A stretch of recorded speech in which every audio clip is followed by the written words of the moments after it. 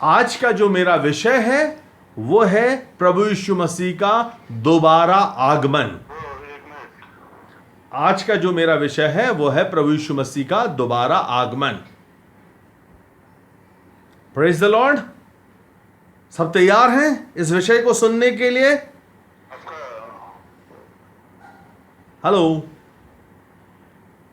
आज का जो मेरा विषय है वो है प्रभु यीशु मसीह का दोबारा आगमन।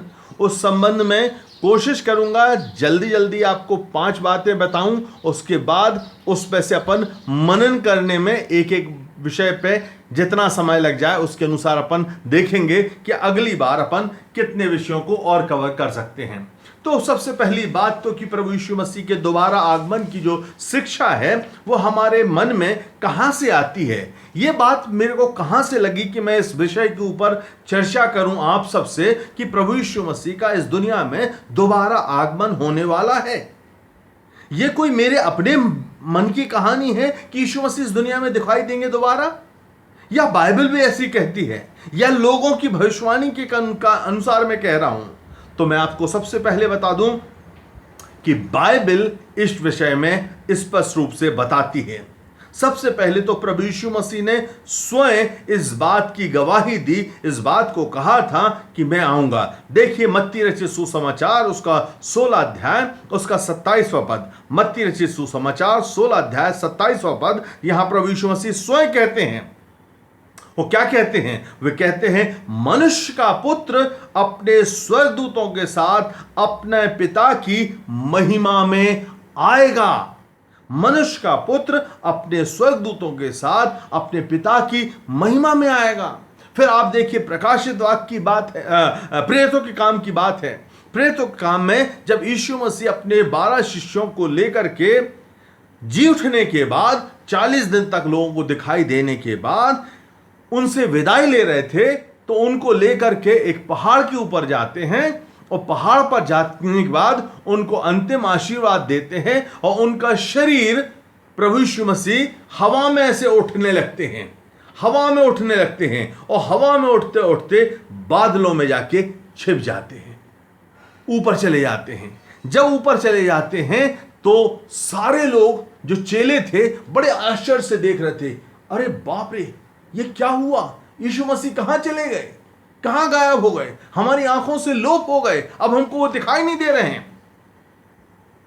तब 2 स्वर्गदूत वहां आते हैं और 2 स्वर्गदूत आके जो बात कहते हैं वो आपको बताना चाहता हूं। देखिए प्रेरितों का काम 1 अध्याय उसका 9वां पद। प्रेरितों का काम 1 अध्याय उसका 9वां पद। Book of Acts chapter 1 verse 9। वो यह कहकर उनके देखते देखते ऊपर उठा लिया गया और बादलों ने उसे उनकी आंखों से छिपा लिया। और स्वर्गदूतों ने चेलों से कहा, जिस रीति से वो उठाया गया है उसी रीति से वो फिर आएगा। जिस रीति से वो उठा लिया गया है उसी रीति से वो फिर आएगा। तो यीशु मसीह के दोबारा आगमन की बात स्वर्गदूतों ने कही, उन चेलों से कही जिन चेलों ने यीशु मसीह को मर के जिंदा होने के बाद देखा, उनके साथ खाया पिया, यीशु मसीह को छुआ, यीशु मसीह के साथ उन 40 दिनों में संगति की। और उसके बाद उन स्वर्गदूतों ने आकर के इन्हीं शिष्यों को यह भी गवाही दी कि यीशु मसीह जो चला गया है ये वापस फिर से आएगा। एक और पद बताना चाहता हूं जो इस बाइबल की अंतिम किताब है, प्रकाशित वाक्य उसका 1 अध्याय उसका 7वां पद। पहले अध्याय के 7वें पद में देखते हैं क्या लिखा हुआ है। यहां पे यूहन्ना जो प्रभु यीशु मसीह का सबसे नजदीकी शिष्य था, जिसको प्रभु यीशु मसीह की गवाही के कारण सजा दी गई थी, पतमुस नाम टापू में उसको रख दिया गया था। वहां पर जब वो अकेला था तब स्वर्गदूत ने आकर के उसको भी गवाही दी कि कहा, देखो वो बादलों के साथ आने वाला है, देखो वो बादलों के साथ आने वाला है और हर एक आंख उसे देखेगी, वरन जिन्होंने उसे बेधा था वे भी उसे देखेंगे। देखो वो बादलों के साथ आने वाला है और हर एक आंख उसे देखेगी। हाँ प्रिय मित्रों, हर एक आंख उसे देखेगी। प्रिय मित्रों, मैं आपको बताना चाह रहा हूं दूसरा आगमन का दूसरी बात। यीशु मसीह के आगमन के विषय में पहली बात की विचार कहां से मिलता है? बाइबल से मिलता है। स्वयं यीशु मसीह ने कहा, स्वर्गदूतों ने कहा, यूहन्ना ने प्रकाशित वाक्य में कहा। इसके बाद दूसरी बात बताना चाह रहा हूं कि प्रभु यीशु मसीह का जो दोबारा आगमन है वो कैसा होने वाला है। क्या पहले आगमन के जैसे होगा? जैसा प्रभु यीशु मसीह का पहला आगमन था, वो पहला आगमन बहुत ही विनम्रता में था, बहुत ही दीनता में था। एक नन्हे से बालक के रूप में जन्म लिया था। उनको रखने की भी जगह नहीं मिलती थी, तो उनको गौशाले में एक चरनी में रखा गया था। उनको किसी ने अपने घर में नहीं ठहराया था। और उनके जन्म के तुरंत बाद उसके बहुत सारे शत्रु प्रभु यीशु मसीह के खड़े हो गए, जो उनकी हत्या करना चाहते थे, तो उनको भागने पड़ा। परंतु जो दूसरा आगमन है यीशु मसीह का, वो दूसरा आगमन महिमावान होने वाला है, सामर्थ के साथ होने वाला है, बड़े स्वर्गदूतों के साथ आने वाला है। दूसरा आगमन बहुत ही शानदार होने वाला है, बड़े गाजे बाजे के साथ आगमन होने वाला है। हर एक आंख देखेगी। देखिए, कुछ पद आपको बताता हूं, जो पद आपने अब भी पढ़े उन्हीं में से बताना चाहता हूं। प्रकाशित वाक्य 1:7 जो आपने पढ़ा था, उसमें लिखा था, देखो वो बादलों के साथ आने वाला है। पहले तो यीशु मसीह अकेला आया था, अब यीशु मसीह बादलों के साथ आने वाला है। और एक दूसरी किताब में, शायद थिस्सलुनी की किताब में लिखा हुआ है कि बहुत सारे स्वर्गदूतों के साथ में आने वाला है, सिंहासन पे विराजमान होकर के आने वाला है, और उसको हर एक आंख देखेगी। मत्ती 16:27 में भी लिखा, मनुष्य का पुत्र अपने स्वर्गदूतों के साथ अपने पिता की महिमा में आएगा। दूसरा आगमन जो होगा महिमावान होगा। बादल होंगे उसके साथ, स्वर्गदूत होंगे उसके साथ, और लिखा हुआ है जैसे बिजली आकाश में एक ओर से दूसरी ओर तक चमकती है, वैसे ही उसका आगमन होगा कि सब लोग एक साथ उसको देख पाएंगे। सारी दुनिया देख पाएगी कि अरे बाप रे, देखो, जैसे सूर्योदय होता है वैसे ही उसका उदय होगा, उसका आगमन होगा कि सारे लोग एक साथ उसको देखेंगे। 2-3 पद आपके सामने जल्दी जल्दी रखना चाहूंगा। मत्ती 25 अध्याय उसका 31वां पद, मत्ती 25 अध्याय उसका 31वां पद, जब मनुष्य का पुत्र अपनी महिमा में आएगा और सब स्वर्गदूत उसके साथ आएंगे, तो वो अपने महिमा के सिंहासन पे विराजमान होगा। प्रिय भाई बहनों, दूसरी बार जब प्रभु यीशु मसीह आएगा तो चरनी में नहीं आएगा, एक नन्हे बालक के रूप में नहीं आएगा, पर राजाओं के राजा के रूप में आएगा, प्रभुओं के प्रभु के रूप में आएगा। सिंहासन पे विराजमान होगा, ढेरों स्वर्गदूत होंगे उसके साथ में, तुरहियां फूकी जाएंगी, म्यूजिक प्ले की जाएगी, और उस तरह से यीशु मसीह का आगमन होगा।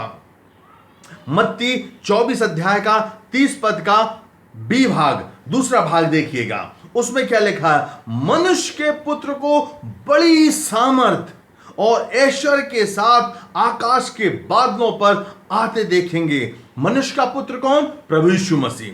प्रभु यीशु मसीह को बड़ी सामर्थ के साथ और ऐश्वर्य के साथ आकाश के बादलों पर आते हुए देखेंगे। और मत्ती 24 अध्याय के 27वें पद में लिखा है, जैसे बिजली पूर्व से चमककर पश्चिम तक जाती है, वैसे ही प्रभु यीशु मसीह का आगमन भी होगा। प्रिय मित्रों, तो प्रभु यीशु मसीह का दोबारा आगमन जो है प्रिय मित्रों, बड़ी शानदार होने वाला है, बड़े जलवे के साथ होने वाला है। किसका प्रभु? जिसको आप आदर दे रहे हो, जिसको आपने अपने दिलों में बुला लिया है, जिसकी भक्ति के लिए आज इस भरी दोपहर में आप प्रभु की संगति में बैठे हुए हो, वो आपके लिए बादलों पे सामर्थ के साथ आने वाला है। देखिए, पहला थिस्सलुनीकियों 4 अध्याय के 16 पद में क्या लिखा है? पहला थिस्सलुनीकियों 4 अध्याय का 16 पद, यह लिखा, प्रभु आप ही स्वर्ग से उतरेगा, उस समय ललकार होगी उस समय ललकार होगी और प्रधान दूत का शब्द सुनाई देगा और परमेश्वर की तुरही फूंकी जाएगी। जैसा मैंने आपसे कहा कि बहुत ही गाजी बाजी के साथ, सम्मान के साथ, महिमा के साथ वो आने वाला है। तो यहां पे लिखा हुआ है प्रभु के प्रधान दूत का शब्द सुनाई देगा, ललकार सुनाई देगी और परमेश्वर की तुरही फूंकी जाएगी। तो दूसरा आगमन जो है प्रभु यीशु मसीह का, प्रिय मित्रों, शानदार होने वाला है, महिमावान होने वाला है, ग्लोरियस होने वाला है। पहले आगमन की तरह नहीं होगा कि छोटे से बालक के रूप में चरनी में रख दिया गया है, नहीं, शानदार। क्या आप उसके वेलकम के लिए तैयार हैं? क्या आप उसके वेलकम के लिए तैयार हैं? तो अपने हाथ उठा के बताइए, हां मैं तैयार हूं। हाँ बेटा मनीषा, थैंक यू भाई गोरेलाल, आप राजेश भाई, आप तैयार हैं। आप लोगों के हाथों को मैं देख रहा हूं, आप यीशु मसीह के वेलकम के लिए तैयार हैं।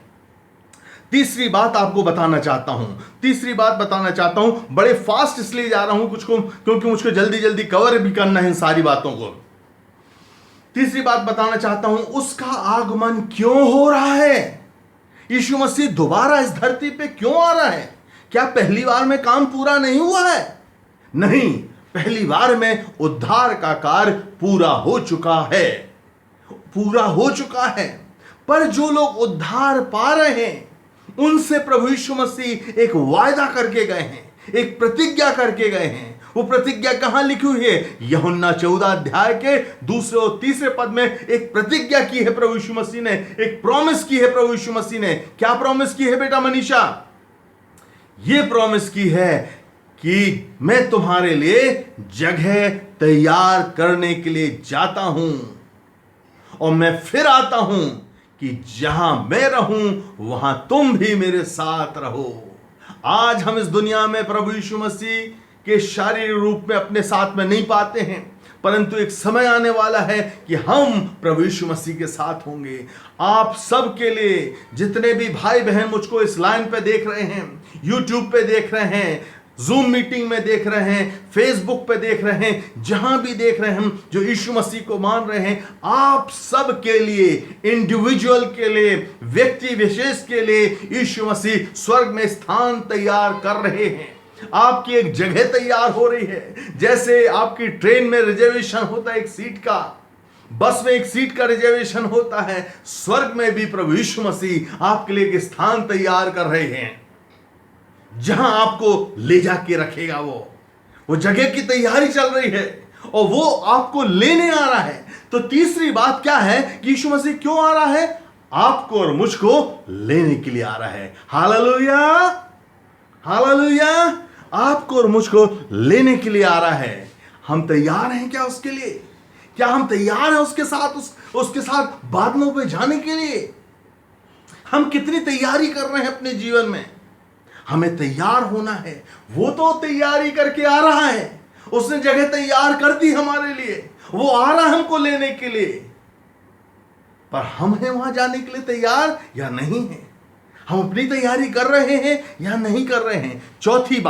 चौथी बात आपको बताना चाहूंगा, उसका आगमन कुछ लोगों के लिए तो बहुत ही दुख का कारण होने जा रहा है। प्रिय मित्रों, इस दुनिया में जो सारी दुनिया है, सारी दुनिया 2 भागों में बांट दी जाएगी। कुछ लोगों के लिए प्रभु यीशु मसीह का दोबारा आगमन जो है आनंद की बात नहीं होने वाली है, बहुत ही दुख की बात होने वाली है, कठिनाई की बात होने वाली है। उनके लिए रोना और छाती पीटना होगा, उनके लिए विलाप होगा, वो दुख का समय होगा। प्रकाशित वाक्य 1 अध्याय के 7वें पद में लिखा हुआ है, प्रकाशित वाक्य 1 अध्याय का 7वां पद, वहां लिखा, सारे ट्राइब, ऑल द ट्राइब्स, सारी जाति के लोग अपनी छाती को पीटेंगे। छाती को पीटने का अर्थ क्या होता है? विलाप करेंगे कि जब तक हमको उसका संदेश मिल रहा था, जब तक हम उसकी गवाही हमें दी जा रही थी, हम उस पर विश्वास नहीं कर रहे थे, हम उसको तिरस्कार कर रहे थे, हम उसका अनादर कर रहे थे। इसीलिए उनके लिए प्रभु यीशु मसीह का दोबारा आगमन जो है छाती पीटने का या दुख का कारण होने वाला है। और देखिए कुछ पद आपको बताता हूं, प्रकाशित वाक्य 6 अध्याय उसका 15 से 17 पद को पढ़ते अपन। 6 अध्याय 15 से 17 पद। Hallelujah, hallelujah. 6 अध्याय 15 से 17 पद को देखते हैं। प्रकाशित वाक्य 6 अध्याय का 15 से 17 पद जल्दी से निकालता हूं, आपके लिए पढ़ देता हूं उस पद को। 6 अध्याय का 15 से 17 पद। वहां पे ऐसा लिखा हुआ है, तब पृथ्वी के राजा, प्रधान, सेनापति, धनवान, सामर्थी और प्रत्येक दास और प्रत्येक स्वतंत्र व्यक्ति पहाड़ों की गुफाओं और चट्टानों में जा छिपेंगे और पर्वतों तथा चट्टानों से कहने लगेंगे, हम पर गिर पड़ो और हमें उसकी दृष्टि से जो सिंहासन पर बैठा है अर्थात महान परमेश्वर तथा मेमने के प्रकोप से बचा लो। मेमना कौन है? वही प्रभु यीशु मसीह, जिसको क्रूस के ऊपर चढ़ा करके बलिदान कर दिया है।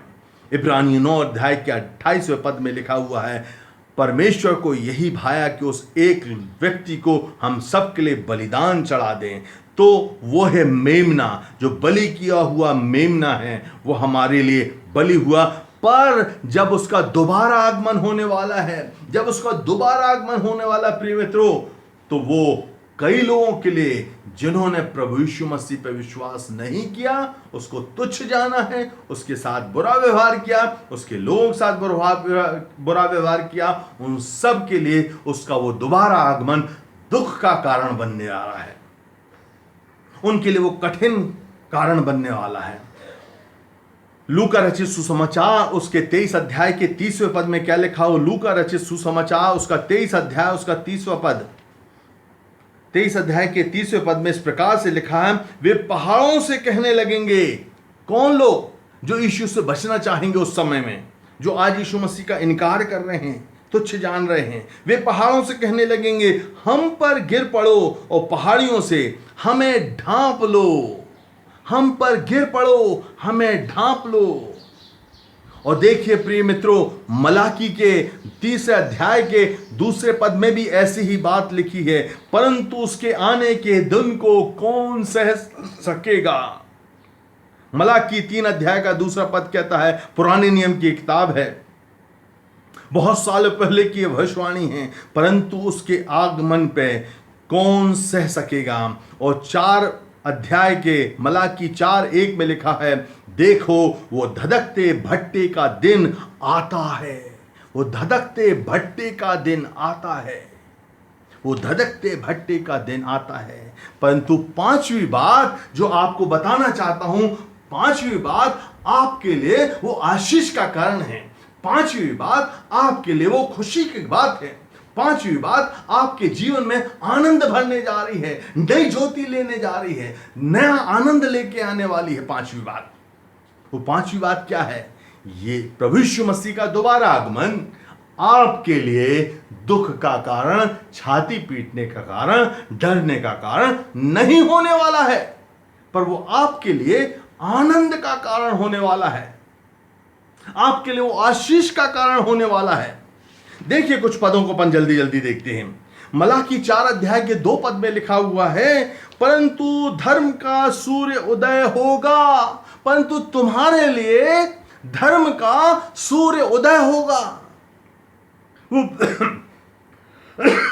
वो प्रभु यीशु मसीह आपके लिए, जिन्होंने प्रभु यीशु को अपनाया है, जिन्होंने प्रभु यीशु के साथ चलने का निर्णय लिया है, पापों को तज दिया है, व्यक्तिगत जीवन में पवित्रता का जीवन जी रहे हैं, गुनाहों को त्याग दिया है, संघर्ष कर रहे हैं, पर आज उस सकरे मार्ग पे चल रहे हैं जो जीवन और स्वर्ग की ओर लेके चल रहा है, उनके लिए लिखा है कि प्रभु यीशु मसीह एक धर्म के सूर्य के नाई उदय होने जा रहा है। वो आपके लिए धर्म के सूर्य की नाई उदय होने जा रहा है। उसकी किरणों से तुम चंगे हो जाओगे। उसकी किरणों से तुम चंगे हो जाओगे। बोलिए हालेलुया, हालेलुया। उसकी किरणों से हम चंगे हो जाएंगे।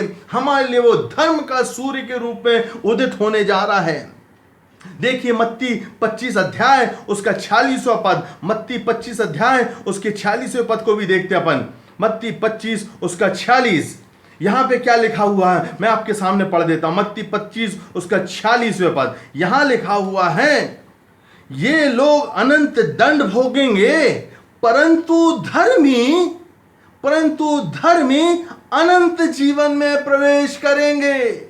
आपके लिए प्रभु यीशु मसीह का दोबारा आगमन दुख का नहीं, आशीष का कारण होने जा रहा है। आप अनंत जीवन में प्रवेश करेंगे। बोलिए हालेलुया। आप अनंत जीवन में प्रवेश करेंगे। आप धर्मी लोग बन गए हो क्योंकि आपने पाप को त्याग दिया है, पाप के गंदे कामों को त्याग दिया है। आपने प्रभु यीशु को अपने जीवन का उद्धारकर्ता मान लिया है, इसलिए आप धर्मी हो और उसका आगमन आपके लिए आनंद का कारण होने जा रहा है। देखिए तीसरी बात क्या लिखा है, मत्ती 13 उसका 4 उसके 4 में जो बात लिखी है वो और आपके सामने पढ़ना चाहता हूं। यहां पे लिखा हुआ है, बोते समय कुछ बीज मार्ग के किनारे गिरे और चिड़ियों ने आकर उन्हें चुन लिया। सॉरी गलत पद बोल रहा हूं, शायद मरकोस है। मरकोस उसका 13 उसका माफ कीजिए 13 अध्याय मत्ती का ही 13:46 यहां पे लिखा, जब उसे एक बहुमूल्य मोती मिला तो उसने जाकर अपना सब कुछ बेच दिया, उसे मोती लाकर खरीद लिया। नहीं प्रिय मित्रों, एक और पद लिखा हुआ जहां पे लिखा, धर्मी अपने पिता के राज्य में सूर्य की नाई चमकेंगे। धर्मी अपने पिता के राज्य में सूर्य की नाई चमकेंगे।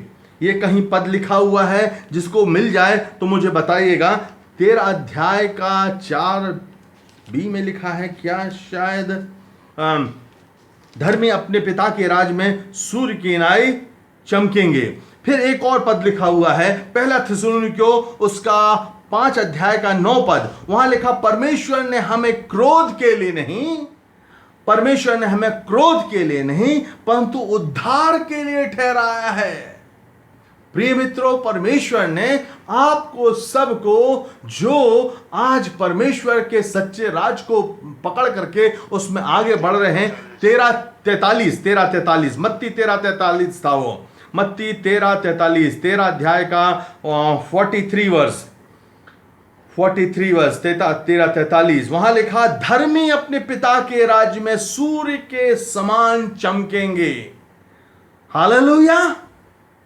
आपके लिए यीशु मसीह का आगमन, आपके लिए प्रभु यीशु मसीह का आगमन दंड का कारण नहीं है, डरने का कारण नहीं है, पर आपके लिए आनंद का कारण है। क्योंकि यहां पे 13:43 में लिखा हुआ, धर्मी अपने पिता परमेश्वर के राज्य में सूर्य की नाई चमकेंगे। और लिखा, जिसके कान हो वो सुन ले, जिसके कान हो वो सुन ले कि आत्मा क्या कहता है। फिर देखिए पहला थिस्सलुनीकियों 5 अध्याय उसका 9 पद, पहला थिस्सलुनीकियों 5 अध्याय उसका 9 पद, यहां पे भी बहुत ही अच्छी आशीष की बात लिखी है धर्मियों के लिए, जिन्होंने प्रभु यीशु मसीह को अपना लिया है। 5 अध्याय का 9 पद, 5 अध्याय के 9 पद में लिखा हुआ है, क्योंकि परमेश्वर ने हमें प्रकोप के लिए नहीं, गुस्से के लिए नहीं, हमें दंड के लिए नहीं, परंतु परमेश्वर ने हमें काहे के लिए ठहराया है, उद्धार प्राप्त करने के लिए ठहराया है। आप सबका वो उद्धार अभी बाकी है प्रिय मित्रों, कि जब इस पाप की दुनिया से निकाल करके प्रभु यीशु मसीह अपने उस स्वर्गीय स्थान में, जो पवित्र लोग है, जहां पाप और श्राप नहीं है, दुख और बीमारी नहीं है, जहां रोग और विलाप नहीं है, जहां सूर्य के प्रकाश की जरूरत नहीं है, CFL की जरूरत नहीं है, जहां पे भूख और प्यास नहीं होगी, उस स्थान में प्रभु आपको ले जाने वाला है। वो उद्धार हमारा बाकी है और वो उद्धार हमको प्रभु यीशु मसीह के दोबारा आगमन पे मिलने जा रहा है।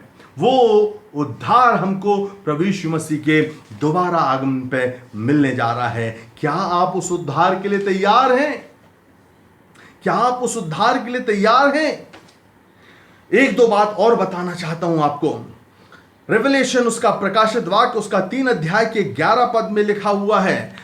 प्रकाशित वाक्य 3 अध्याय उसका 11 पद, 3 अध्याय उसका 11 पद, 3 अध्याय के 11 पद में जो बात लिखी हुई वो पढ़ देता हूं, फिर उसको अपनी तरीके से समझाऊंगा।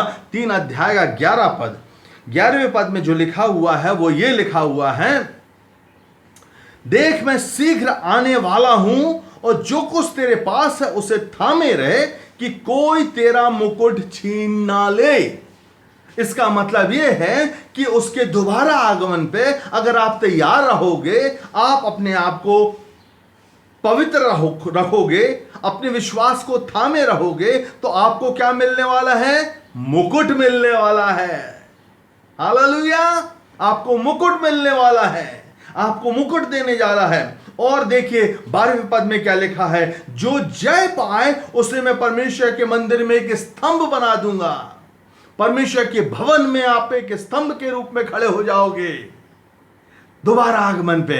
देखिए प्रभु यीशु मसीह के दोबारा आगमन पे कुछ और आशीषें हैं। पहला थिस्सलुनीकियों 5वां अध्याय 4था अध्याय 15 से 17, 4था अध्याय, पहला थिस्सलुनीकियों 4 अध्याय 15 से 17 पद में बहुत अच्छी बातें लिखी हुई हैं। वहां लिखा हुआ है, हम प्रभु से हवा में मिलेंगे, हम प्रभु से हवा में मिलेंगे। देखिए क्या लिखा हुआ है, 4 अध्याय का 15 से 17 पद, इस कारण हम प्रभु के वचन के अनुसार तुमसे कहते हैं, इस कारण हम प्रभु के वचन के अनुसार तुमसे कहते हैं कि हम जो जीवित हैं और प्रभु के आने तक बचे रहेंगे तो सोए हुओं से कदापि आगे ना बढ़ेंगे, परंतु क्योंकि प्रभु स्वयं ललकार और प्रधान स्वर्गदूत की पुकार और परमेश्वर की तुरही की आवाज के साथ स्वर्ग से उतरेगा, और जो मसीह में मर गए हैं वे पहले जी उठेंगे। तब हम जो जीवित और बचे रहेंगे उसके साथ हवा में प्रभु से मिलने के लिए बादलों पर उठा लिए जाएंगे। तब हम जो जीवित है और बचे रहेंगे तो उसके साथ हवा में प्रभु से मिलने के लिए बादलों पर उठा लिए जाएंगे। इन बातों से एक दूसरे को शांति दिया करो। हम हवा में उठा लिए जाएंगे और प्रभु के साथ मिलेंगे और उसके बाद स्वर्ग लोक में चले जाएंगे, जो स्थान आपके लिए मेरे लिए तैयार किया गया है। इसी बात को पहला कुरिन्थियों 15:51 में 15 अध्याय के 51 वर्ष में लिखा हुआ, हम सब नहीं सोएंगे पर हम सब बदल जाएंगे। पहला कुरिन्थियों के कौन से अध्याय में 40 और 40 पद और 40 एंड 49 वर्ष में लिखा, हमको एक स्वर्गीय देह मिलेगी। अभी हमारे पास जो शरीर है ये पार्थिव देह कहलाती है, सांसारिक शरीर है। ये हाड़ और मांस का शरीर स्वर्ग का राज का भागीदार नहीं होगा, पर स्वर्ग में जाने के लिए हमको एक नई देह मिलेगी, एक हमें स्वर्गीय देह मिलेगी, एक पवित्र महिमावान देह मिलेगी। तो प्रभु यीशु मसीह के आगमन पे आपको क्या मिलने वाली है? एक महिमावान देह मिलने वाली है, महिमावान स्वर्गीय देह मिलने वाली है, सुंदर शरीर मिलने वाला है जो बहुत ही ऐसा महिमावान है कि पुराना होने पर वो और नया होता जाएगा, बूढ़ा होने पे और जवान होता जाएगा। उसमें हमारी महिमा और बढ़ती चली जाएगी, उसके चमक जो है कम नहीं होगी परंतु दिन प्रतिदिन बढ़ती चली जाएगी। पहला कुरिन्थियों 15 अध्याय के 51 पद में ऐसा लिखा हुआ है, स्वर्गीय देह हमको मिलने वाली है। अब मैं आपसे आखिरी बात बोलना चाहता हूं प्रिय मित्रों। सारी बातें कहने के बाद ये कहना चाहता हूं, ये सारी आशीषें उनके लिए हैं जो अपने जीवन के रास्तों को बदल लेते हैं, जो अपने जीवन के रास्तों को बदल लेते हैं, गलत मार्गों को छोड़ करके, पाप के मार्गों को छोड़ करके प्रभु यीशु मसीह के साथ सकरे मार्ग पे, पवित्रता के मार्ग पे, जीवन के मार्ग पे आ जाते हैं। प्रभु यीशु मसीह इस दुनिया में पाप के लिए बलिदान होने के लिए आया, उसने अपना काम पूरा कर दिया। अब हमारी बारी है कि हम पाप के लिए मर जाएं, पवित्रता के लिए जी उठें, प्रभु यीशु मसीह को अपनाएं, उसके साथ चलें। अगर हम चलेंगे तो ये जीवन हमारे लिए आशीष का कारण होने वाला है। पहला थिस्सलुनीकियों 5 अध्याय के 8 पद में लिखा हुआ, हम जो दिन के हैं प्रेम और विश्वास की झिल्लम पहनकर और उद्धार की आशा का टोप पहनकर सावधान रहें। हम जो दिन के हैं प्रेम और विश्वास की झिल्लम पहनकर, देखिए केवल विश्वास नहीं, हमें प्रेम की झिल्लम भी पहनना है और उद्धार की आशा का टोप पहनना है और सावधान रहना है। तब वो प्रभु यीशु मसीह का दोबारा आगमन हमारे लिए आशीष का कारण बनेगा। प्रकाशित वाक्य 16 अध्याय के 15 पद में लिखा है, हम उसकी धार्मिकता के हैं। देख मैं चोर के समान आता हूं, धन्य है वो जो जागता रहता है और अपनी वस्त्रों की चौकसी करता है। हमें सजग रहना है, जागते रहना है, अपने विश्वास में मजबूत रहना है। इसी के साथ आप घर में अपने पढ़िएगा कुलुस्सियों 3 अध्याय 5 से 10 पद और इफिसियों 5 अध्याय 3 से 6 पद। कुलुस्सियों 3 अध्याय 5 से 10 पढ़िएगा और इफिसियों 5 अध्याय 3 से 6 पद पढ़िएगा। फिर प्रकाशित वाक्य 22:7 में लिखा, देख मैं शीघ्र आने वाला हूं, धन्य है वो जो इस भविष्यवाणी की किताब को पढ़ता है और मानता है।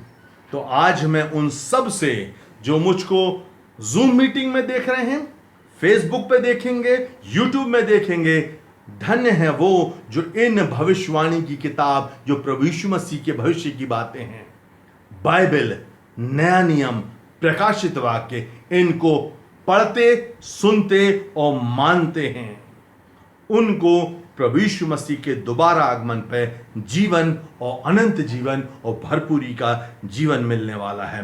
प्रकाशित वाक्य 22:14 में लिखा हुआ, धन्य है वो जो अपने वस्त्रों को धो लेता है।